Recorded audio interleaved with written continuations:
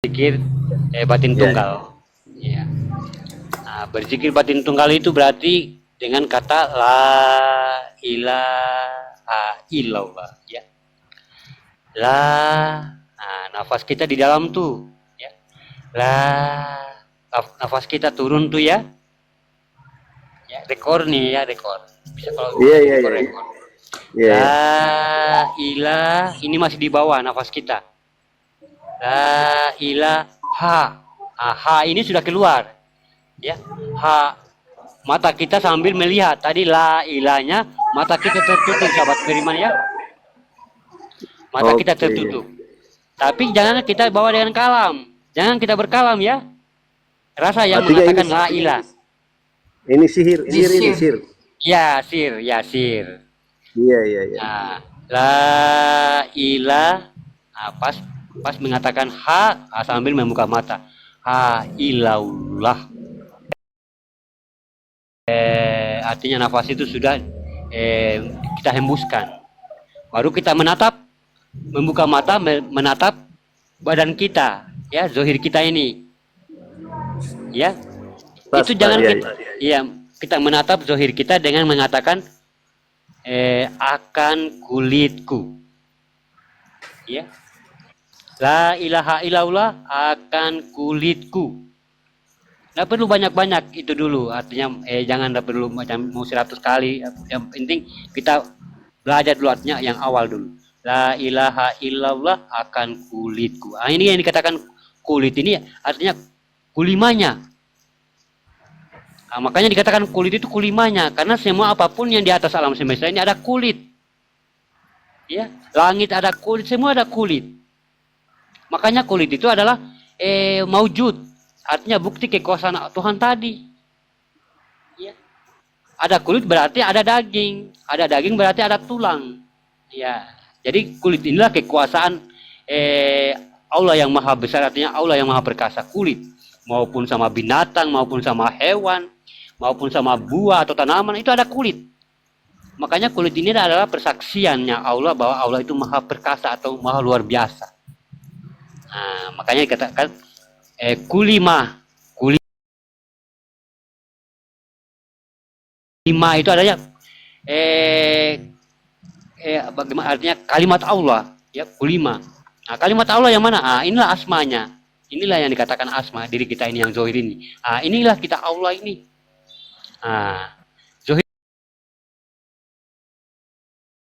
ya, alif lam lam ha itu bukan Tuhan, tapi ada pemilik nama itu. Kulimanya, kalimat itu asma. Nah, asma itu ya kulit kita ini, ya zohir kita ini. Inilah Allah. Nah, makanya kita ini semua Allah. Wujudnya Muhammad. Nah, gitu. Tapi ada yang menguasai, artinya ada yang memiliki nama Allah itu sendiri. Ada yang memiliki nama alif lam lam ha itu sendiri yang tidak bisa kita umpamakan. Karena apa? Dia sudah maujud. Dia sudah maujud, sudah bertajali, sudah dilihat tuh wujudnya. Makanya ada sifat wujudnya, makanya kita mandang kulitnya. Ya. La ilaha illallah, tiada Tuhan selain aku. Makanya pandang kulit kita. Ya. Pandang kulit kita. Sahabat berimannya, usahakan keakuannya yang di situ, sahabat berimannya, keakuannya yang di situ. Ini bukan pernyataan, tapi keakuan.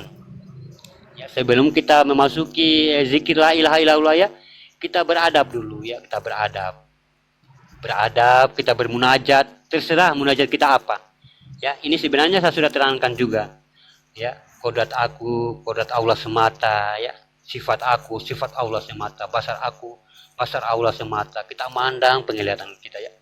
Apalah pokoknya kita munajat. Kita assalamualaikum kepada orang-orang yang soleh. Jangan lupa kepada junjungan Nabi kita sallallahu alaihi wasallam. Ya. Kita ucapkan juga salam-salam kepada wali-wali. Mungkin ada wali yang kita kenal, ya, wali-wali terdahulu. Mungkin ada kakek-kakek kita yang paham dengan ilmu-ilmu Nabi. Kita salam. Itulah orang-orang yang soleh. Mungkin kepada guru-guru ulama yang lebih paham dengan ilmu-ilmu rohani, kita sampaikan, kita minta salam kepada mereka. kita beradab dulu, beradab, baru kita duduk di pada tayat akhir.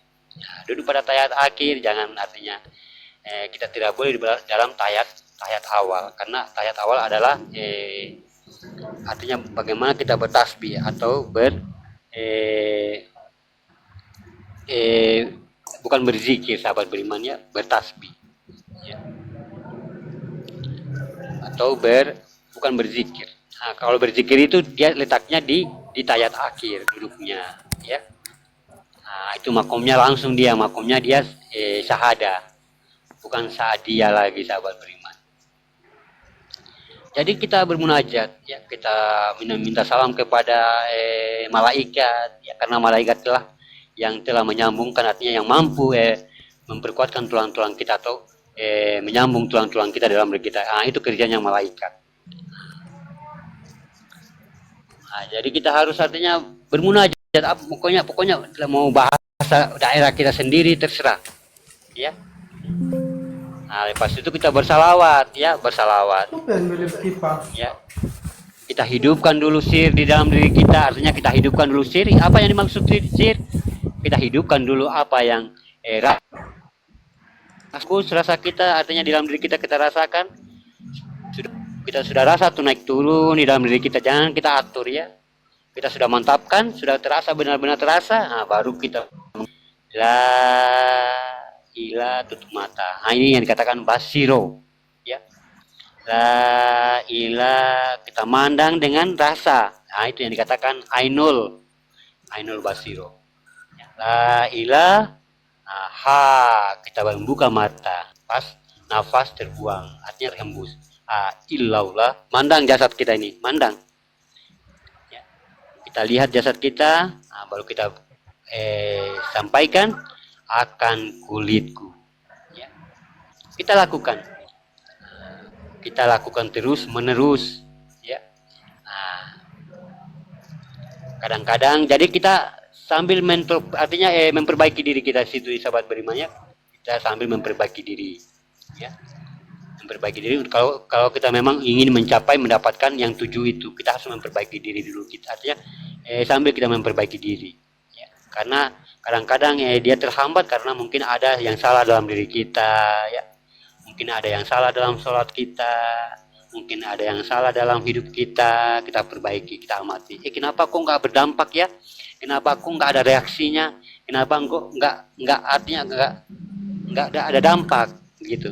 Berarti ada yang salah di dalam diri kita. Jadi kita amati lagi apa yang salah dalam diri kita. Mungkin kelakuan saya yang ini, yang suka kebiasaan yang gini-gini sama orang. Ini saya harus hancurkan, atau yang saya harus tundukkan. Mungkin sholat kita ya, bisa saja mungkin karena sholat kita belum benar juga bisa. Mungkin ilmu kita juga belum ada, yang artinya belum benar ya, untuk memahami kodrat-kodrat yang ada dalam diri kita. Sifatnya apa dalam diri kita, sifatnya Allah itu apa yang ada dalam diri kita, zatnya Allah itu apa yang ada dalam diri kita ya.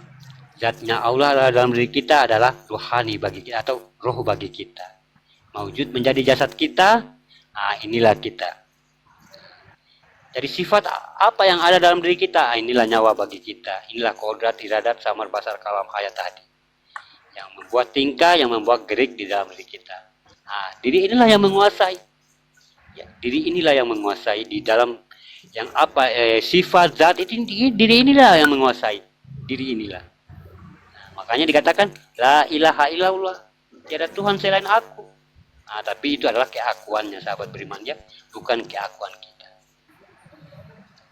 La ilaha illallah, liakan kulitku. Itu yang dikatakan